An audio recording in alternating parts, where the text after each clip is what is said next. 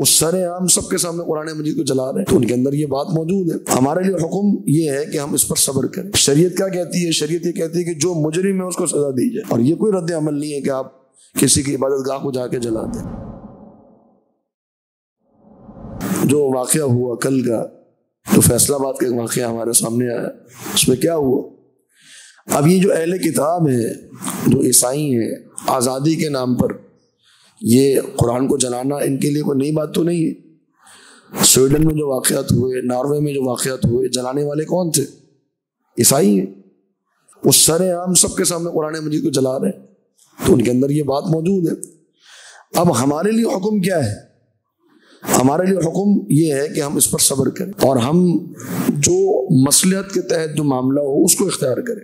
نبی صلی اللہ علیہ وسلم جب مکہ میں تھے تو وہاں مشرکین مکہ نے کیا کرتے تھے؟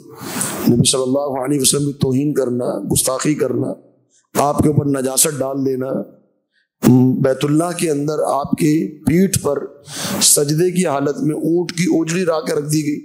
یہ منظر دیکھا مسلمانوں نے، تو یہ مناظر دیکھے، لیکن ہر ماحول میں اس کے مطابق جو اقدامات اٹھائے جائیں وہ ایسے نہ ہو کہ جو صبر کے منافی ہو۔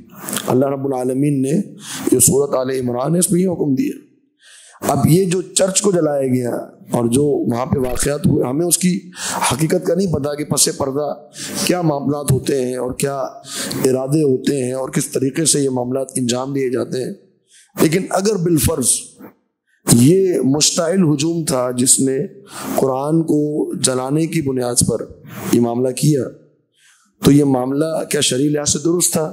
شرعی لحاظ سے درست نہیں تھا۔ شریعت کیا کہتی ہے؟ شریعت یہ کہتی ہے کہ جو مجرم ہے اس کو سزا دی جائے، اس کو گرفتار کیا جائے، اس کو پکڑا جائے، تحقیقات کی جائے، اور پھر اس کے بارے میں جو فیصلہ کرنا ہے وہ کیا جائے۔ لیکن ایک اسلامی ریاست میں مسلمان رد عمل میں آ کر کسی اور اقلیت کی عبادت گاہوں کو جلا دیں، اس کا کوئی حکم نہیں، بلکہ ہمیں یہ کہا گیا کہ صبر کرو۔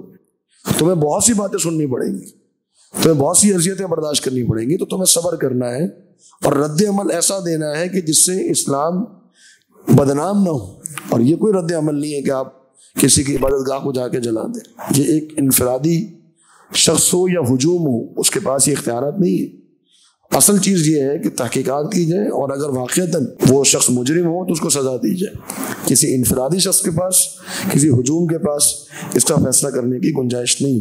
یہودیوں نے کہا نا نبی صلی اللہ علیہ وسلم کے زمانے، ان اللہ فقیر ونحن اغنیاء، تو کیا صحابہ نے جا کر یہودیوں کے گھروں کو جلا دیے؟ یہ جا کے وہ یہودیوں کو قتل کر دیے؟ اللہ رب العالمین نے قرآن مجید میں جواب نازل کر دیا۔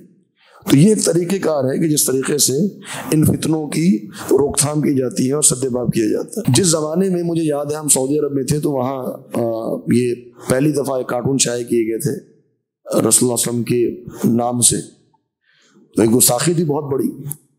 تو پوری پاکستان میں، ہندوستان میں اور یہ بنگلہ دیش وغیرہ میں احتجاج اور مظاہرے ہو رہے تھے۔